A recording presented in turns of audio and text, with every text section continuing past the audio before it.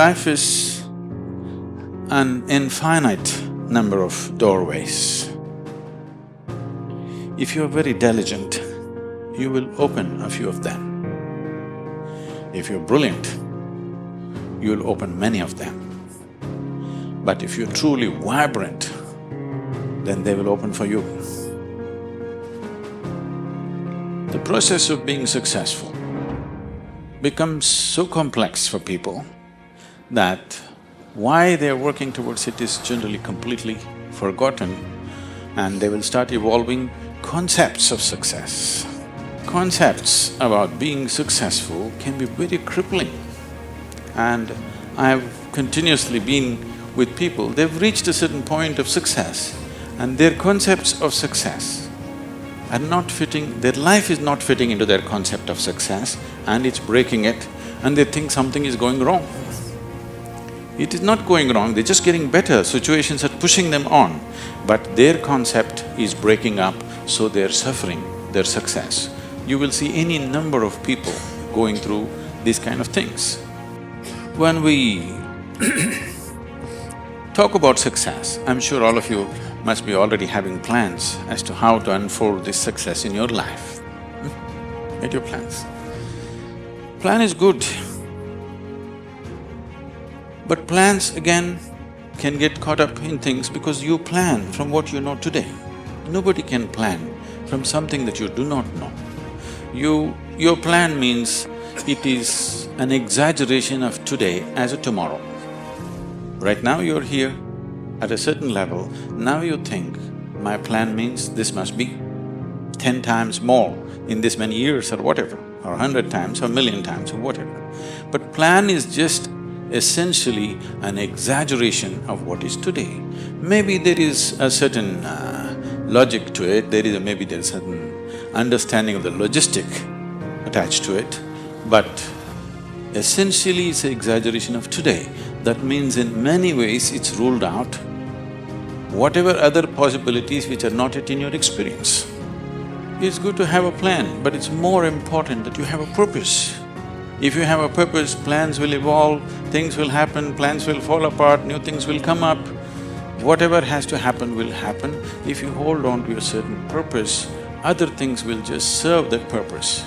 But if you are very committed to a plan as such, then plan can become a blueprint for restriction. It is also a possibility. It's all right to hold a plan, but you must hold a plan at a certain distance. You shouldn't get identified with the plan. The process of success see, essentially success is a desire in every human being. You can put some fire into it and make it your passion.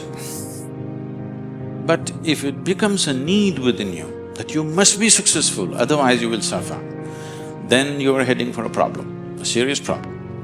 Our passions can turn into poison if we start becoming resentful for the non-fulfillment of those passions. When I say turning into poison, today there's substantial medical and scientific evidence to show that if you become resentful, when you resent something, when you're angry with something, when you're frustrated with something, we can medically today check, we can do a little bit of blood work and show you're actually putting poison into your system. These are poisons that you drink and you hope somebody else will die. Life does not work like that. If you drink poison, you die, and it's fair. It's very fair, isn't it? If you drink poison, you must die. I drink poison, I want him to die. It doesn't work like that. So these emotions always take away the fundamental ability. See, there is something called as a genius in a human being. Every human being has it, every human being touches it at some moment of life. But the question is, how often do you touch it? That's a question. You sparked once in your lifetime, that's not good enough. You must be sparking all the time, isn't it? What is genius? There are many ways to look at it. One simplest way to look at it is, when we say intelligence, we are always thinking logical thought. No, logical thought will be meaningless probably in another 25 years, because your computer may be able to explore all the permutations and combinations of logical thought much quicker and better than you can do. So touching the genius means there's another dimension of intelligence within you. If you ask Charles Darwin, how long does it take for a chicken to become a human being, he would talk in terms of millions of years. Here he is. Over the afternoon, he transforms a chicken into a human being. So there is an intelligence here, there is a competence here, which is capable of what nature did over 1,000,000 years, like that, over the afternoon. Only thing is, this is an unconscious state of intelligence. Whatever is unconscious, if the necessary striving is there, you can make it into your conscious process. In your conscious process, if this intelligence, even a drop of this intelligence is available to you, suddenly life will spark like it's a magic. What everybody slogs for, you can just simply do it. Now when I say intelligence, always people will think this. If you say intelligence and ask them to show in sign language, they'll also always say this, isn't it? They'll not say this or this or this or this, but one cell in your body is doing more activity than your brain could ever do. One molecule of DNA is doing so many millions of functions in a minute that you can never ever figure it out. Yes or no? So in yoga, in the yogic systems, in the yogic sciences, we never look at anything as mind. There's no such thing as mind. There is a physical body and there is a mental body. So you learn to think through your body. You know, it's a short session, it's not an area that we should enter right now, but I have to tell you this. There are many things personally that I do at the same time. Now people come and tell me, just now I'm entering the session, somebody comes and tells me, Sadhguru, these building plans have to happen, because we do everything ourselves.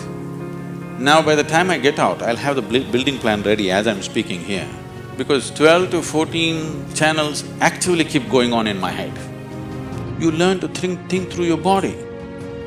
Learning to think through your body will never give you a headache, that's the best part of it. Now, all these responsibilities and 1,000 things happening at the same time, won't you get stressed? There is no such thing, because you use a deeper dimension of yourself and everybody is capable of this and everybody has it. You may not have the same level of intellect as somebody else has, that is always subject to person. But all of you eat, if you eat a carrot, you can digest it, that means you have another dimension of intelligence. Yes? If you set up the necessary situation that everything that's there within the system is available for you, success is an assured thing for that person.